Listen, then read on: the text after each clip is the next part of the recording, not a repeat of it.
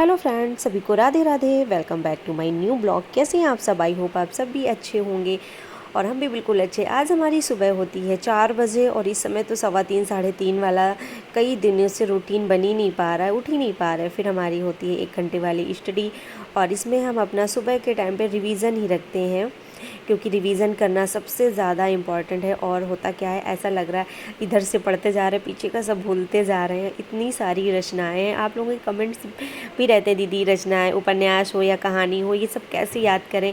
तो इसके लिए यार आप लोग अपना टाइम टेबल बनाओ। उस टाइम टेबल में रिवीज़न का भी टाइम रखिएगा, रिवीज़न के साथ साथ प्रैक्टिस भी रखो। और आज के वीडियो में तो अपनी प्रैक्टिस बुक हमने नहीं दिखाई, क्योंकि सारा कुछ दिखाने का मतलब ये हो जाता है बहुत बड़ा ब्लॉग बन जाता है और अपने को भी थोड़ी सी दिक्कत हो जाती है। और आप लोगों का भी ये रहता है ना कि ज़्यादा से ज़्यादा कम मतलब देखो और ज़्यादा चीज़ों को समझो और पढ़ाई पे ज़्यादा फोकस किया जाए तो ज़्यादा सही रहेगा। और रही बात आप लोगों के लिए, बस मोटिवेशन के लिए बस छोटा सा 5 से 6 मिनट का वीडियो बना देते हैं, ताकि आपका भी टाइम ना बर्बाद हो। और कोई ज़रूरी नहीं है कि आप लोग वीडियो देखो ही। हम ये नहीं कहते, कभी भी आपने नहीं देखा होगा हमारे ब्लॉग्स में कि आप लोग लाइक करो, सब्सक्राइब करो, ये करो वो करो, ऐसा कोई तीम झाम नहीं हम बताते। और जिसका मन करे और सही टाइम लगे तो आप देखो, नहीं तो सबसे ज़्यादा ज़रूरी आप अपना फोकस करो पढ़ाई पे, क्योंकि सच बताएं क्यों, और हम भी नहीं देख पाते हैं। और ये है, जब कभी परेशान होते हैं, नहीं मन लगता है, तब हम वीडियो मोटिवेशन वाले वीडियोस देखते हैं। और पहले तो बहुत सारे देखते थे, लेकिन अब टाइम की नहीं मतलब टाइम नहीं मिल पाता है। तो होता क्या है, जब आप कभी परेशान हो, डिमोटिवेट हो कि नहीं यार इतना सारा मतलब सिलेबस है, कैसे कंप्लीट करें इतना। हम लोग एक तो हाउस वाइफ हो जाते हैं, तो घर के काम, बच्चे संभालना, ये सारे बच्चों को मतलब स्कूल के आने के बाद फिर बच्चों में यदि आप 4 से 5 घंटे पढ़ रहे हैं ना, तो समझो 1 से 1.5 घंटे पढ़ पाते हो। कभी उनको ये डांटो, कभी वो करो, कभी ये करो, मतलब ऐसा लगा ही रहता है। लेकिन वही है, बस कोशिश करते जा रहे हैं, क्या परिणाम होगा, कैसा होगा, कंपटीशन इतना ज़्यादा, तो बस रुकना नहीं है और डेली पढ़ना है। चाहे 2 ही घंटे पढ़ो, डेली पढ़ो। नहीं तो पता, डेली नहीं पढ़ोगी, जब कभी वाला रूटीन रखोगी और तो फिर अगले दिन आपका मन नहीं करेगा। तो इसलिए आप लोग कोशिश करो डेली पढ़ने का। अब जैसे रक्षाबंधन आ रहा, फेस्टिवल वगैरह आ रहे हैं, तो उन्हें भी टाइम दो, लेकिन अपनी पढ़ाई को मतलब पहले रखो। कि अब हमारे सारे तीज त्यौहार, कुछ भी है, फेस्टिवल, अब ये हमारी वैकेंसियाँ जो हमारे सामने यार 6-7 साल बाद वैकेंसी आई है और अभी तक आ नहीं रही। तो सच तो यही है, हम लोग परेशान हो रहे थे, वैकेंसी नहीं आ रही, वैकेंसी नहीं है। अब जब आ गई तो अब ये लग रहा कैसे क्या करें, कैसे पढ़ें, कितना टाइम दें। तो बहुत ज़्यादा मतलब ये सारी टेंशन लगी रहती हैं।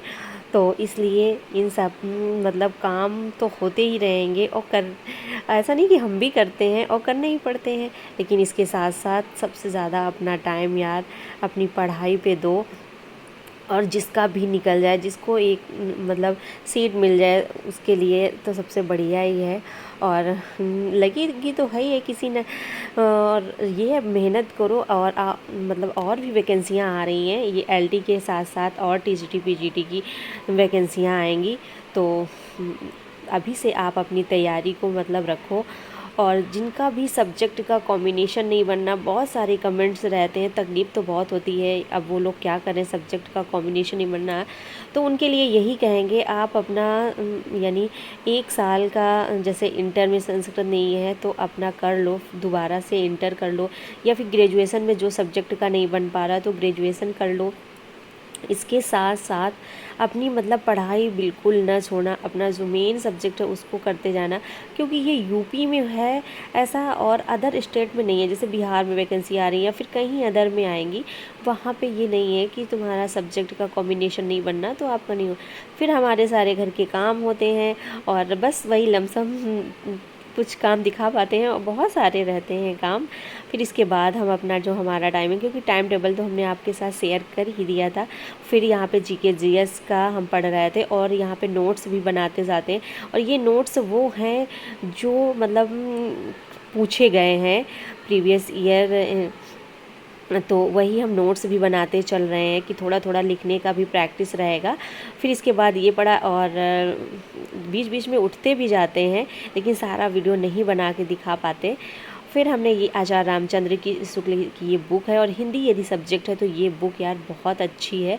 आप लोग यदि लेना चाहो तो अपना मंगा लो, और नहीं तो जहाँ भी ऑनलाइन पढ़ रहे हो तो अपना वहाँ से पढ़ो, जैसा आपसे बन पड़े वैसा करो, क्योंकि इस बुक से ज़्यादा क्वेश्चन फंसते। और आप लोग देखते ही होंगे क्लास जहाँ लेते होंगे कि जितनी कथन वगैरह होते हैं तो सब आचार्य रामचंद्र शुक्ल की बुक से ही ज़्यादातर क्वेश्चन आते हैं। तो अपना लेना तो अपना ले लेना, अब आगे के लिए भी हो जाएगा।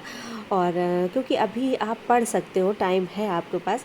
यदि इस किताब को आप 2 बार 3 बार पढ़ लो तो कई सारे आपके मतलब काफ़ी क्वेश्चन बनने लगेंगे। तो डेली हमारी दोस्तों पढ़ाई, काम और घर के साथ साथ अपना हम पढ़ते जाते हैं। और वैसे तो हमने अपना टाइम टेबल आप लोगों के लिए शेयर किया हुआ है, जिसने नहीं देखा तो एक बार अपना देखना।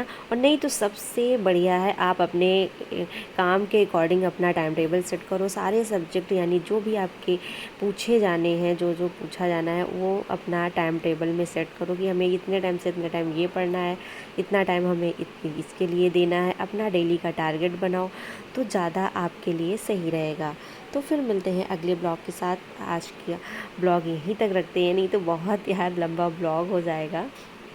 और आप लोगों से बार बार यही कहेंगे, ऐसा समय अच्छा मिला है, पता नहीं फिर कब आए कि ना आए, कि एज निकल जाए।